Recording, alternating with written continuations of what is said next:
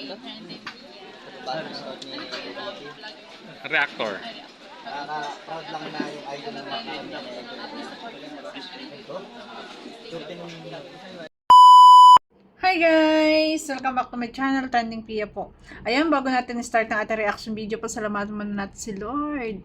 At syempre guys, pasalamatan natin na may-ari ng video, si Kuya Renzen Vlog. Kung hindi ka pa nakasubscribe, subscribe ka na po. At huwag kalimutan suportahan ang ama ng Kalingap, Kuya Bal Santos Matubang, Kalingap Rob, Ate Edna, ayan, si Ma'am Chuck, Kalingap Edu, Kalingap Dan, Kuya Jomar, ayan, sa lahat po ng mga nasa Kalingap, Kalingap Angels guys, sa lahat ng love team guys, please support po natin. Ayan, maraming salamat po sa lahat ng likers, nagsusubscribe kay Trending Pia. Maraming salamat po. Napakarami nating latest ngayon sa EDSA guys. Kaya mamayang hapon baka mag-live tayo. Ayan, may magla-live reaction tayo ng yung pagbisita po ni Kalinga Prab sa bahay ni Bibi Beyonce. So ito guys, i-reaction video natin to kasi matindi yung bulong dito. Akalain mo yun? May bulong na ganon. Grabe talaga bumulong. Ito si Kuya Renz. Panoorin natin guys. Binulong lang ito ni Nanay Hansel kanina. Si Nanay Hansel Kasi pumunta pala bumubulong sila ka na. guys dun sa bahay nila kanina. Kasama sila Kalingap Pro. Kaya pumunta po doon sa bahay nila. Siguro Magandang title nito, Matinding Bulong ni Nanay Hansel kay Kuya Renzen. Di ba? Grabe. hapon na hapon or tanghali. Ayan. Wala po sila nanay. Si Beyonce lang po ang nandun sa bahay nila. Si Eds daw po ay dire-diretso dun sa loob, naghuhugas daw si Beyonce. Wow! Nakita po yung guys, yung suot, Oo. no, yung suot na yata maikli. Oh. No, maikli. Grabe na daw po si Eds. Nagkaroon ng medyo pinagalitan daw po si Beyonce at bakit daw Concern? ganyan ang suot. Diba po talaga pag no? Masyado si Eds na conservative. Conservative. Conservative. Bakit ganyan ay ang suot mo? Mag-short ka nga doon sa loob. Tawan-tawa kami ni Nanay Hansel eh. Kinikwento kasi yon, nagsusumbong daw si Beyonce kay nanay niya. Nagsumbong. Daw sabi ni nanay ni Beyonce. Mahiya si Kalinga Pedro dito. Ano na? Ano naman kasi yan? Akala niya kasi nakaano lang yan. Parang nakaano lang. Pero may suot naman po na na parang manipis na baga? Cycling ba 'yon? Cycling ba 'yon? Tawag na Cycling. parang manipis lang tapos naka-dress na hanggang hindi aabot ng tuhod kaya ang akala yata na masyadong daring yung suot pero hindi naman. Galit daw po si Papa Eds guys at ba't ganyan daw ang ba't ganyan daw ang suot niya. Yun lang. Conservative, no? Wag mga iglesia po talaga conservative.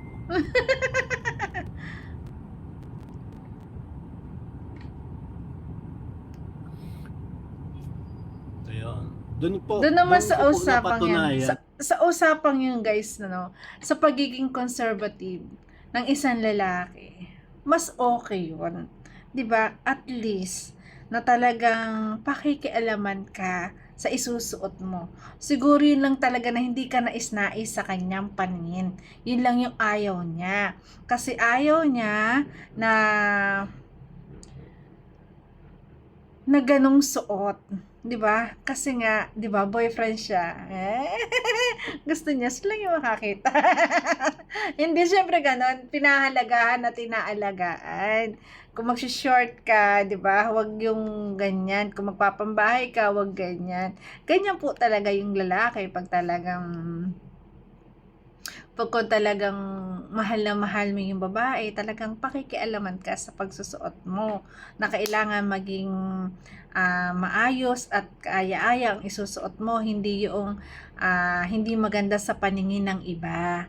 Para din syempre inaalagaan niya, para din syempre para mamaya may pumuntang ibang vlogger, mamaya may ibang makapag-video, 'di ba?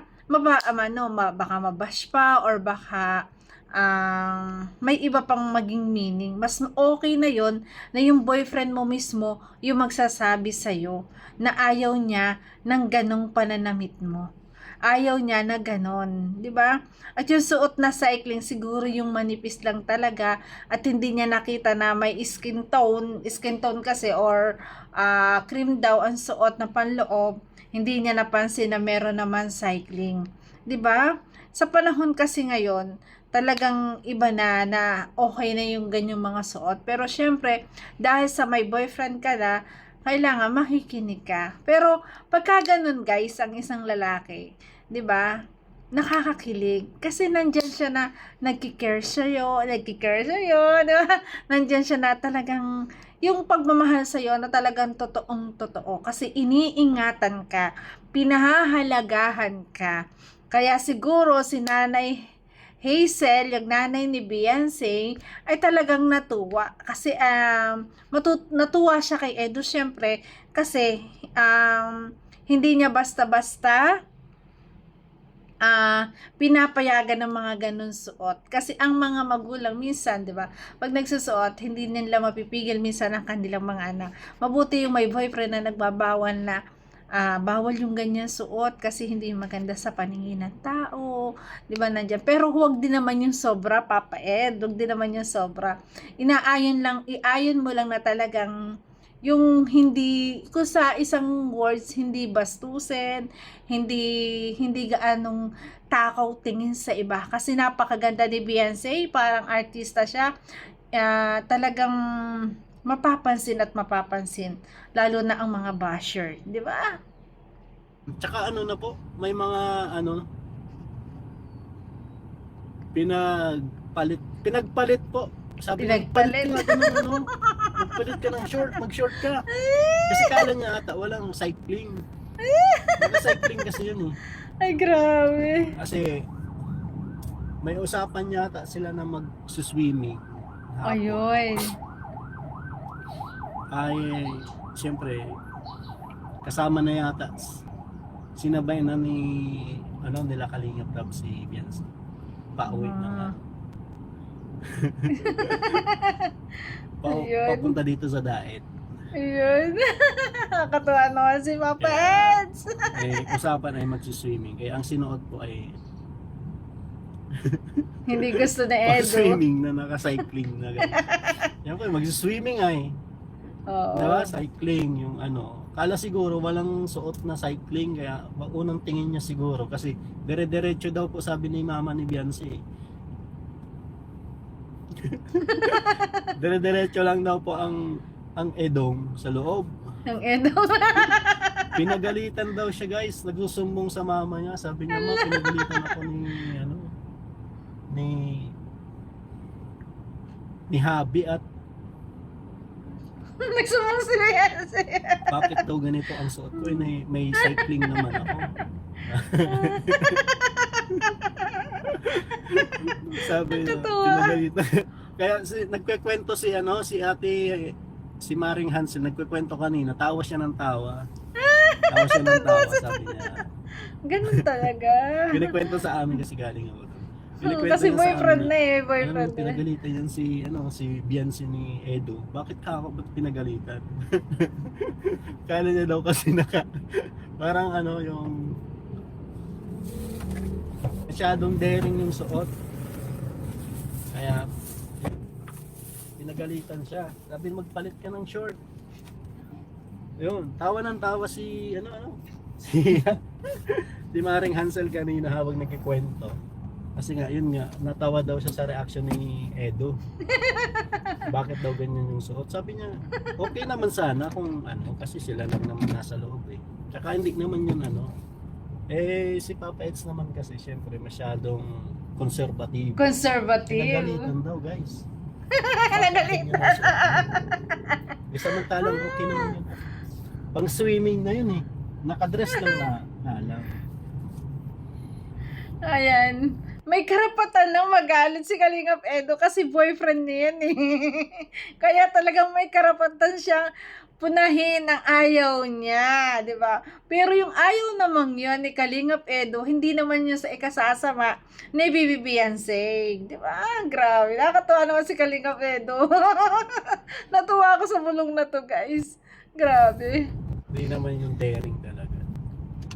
Kaya siguro kaso na malikmata.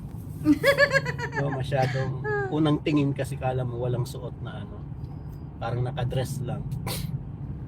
Parang unang tingin walang suot. Siguro yung cycling na suot is parang tawag yan sa balat, parang kulay ng balat. Skin tone. Siguro cream, ganyan. Skin tone. O black, baka hindi lang napansin. Yun. Grabe talaga si Papa Eds. No? Ang sweet. Pero Ang guys, botong-boto na talaga ang pamilya eh. Nasabihan na Wow! nga siya ng mama niya. Sinabi ko, hindi ko lang masyado naintindihan kanina habang nagkukwento. Wow! Sa pool naman boto na eh, di ba? Mainit pag pajama. Ayan. So, ayan guys, lumalabas na ang pagiging conservative ni Kalingap Edo na dapat ay pag ayaw niya, ayan, kailangan mo magpalit kasi ayaw ko ng ganyang suot. Kaya kung napapansin nyo, at may picture din ako na nag-swimming sila, na yung suot niyang sando ay kay Kalingap Edo bigay yun eh, di ba? Kung matatandaan nyo, parang sa Hong Kong ba yun? Na siguro hindi rin niya gusto yung may backless, kaya ganun yung pinasuot niya.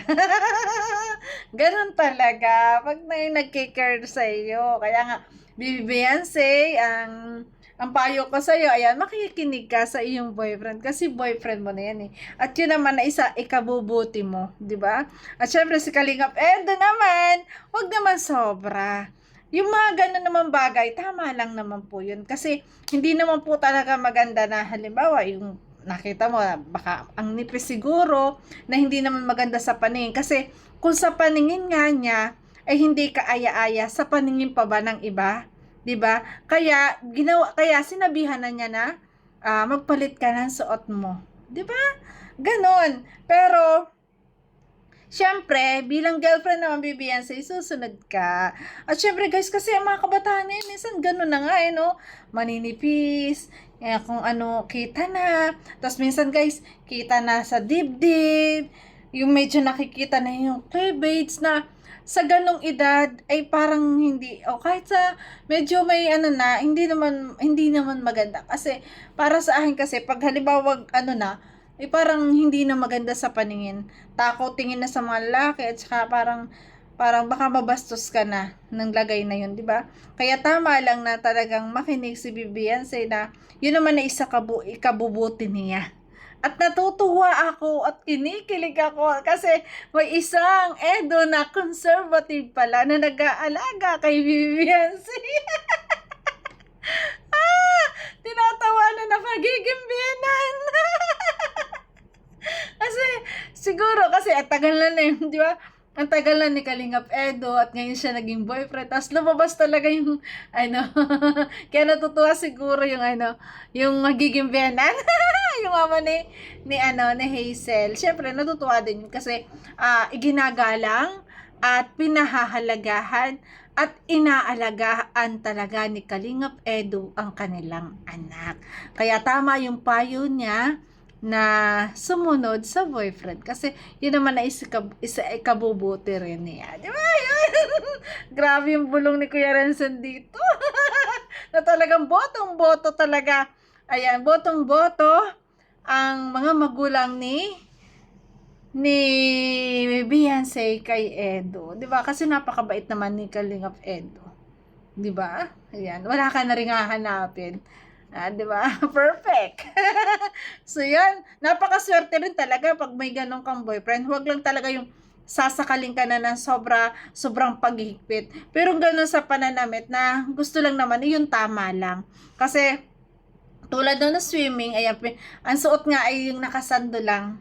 Ay, hindi kasi nung kita dito, basta nakasando lang na gano'n. Nung naligo yata sila sa ilog, no? Ayun, yun din yata yung pinagpalit. So yun guys, thank you for watching at kung nagustuhan no reaction video ko, baka pwede pa like, share, subscribe. Trending Pia po. Ayan, all is mine. Para lagi tayong beauty guys. Bye-bye and God bless. Thank you all.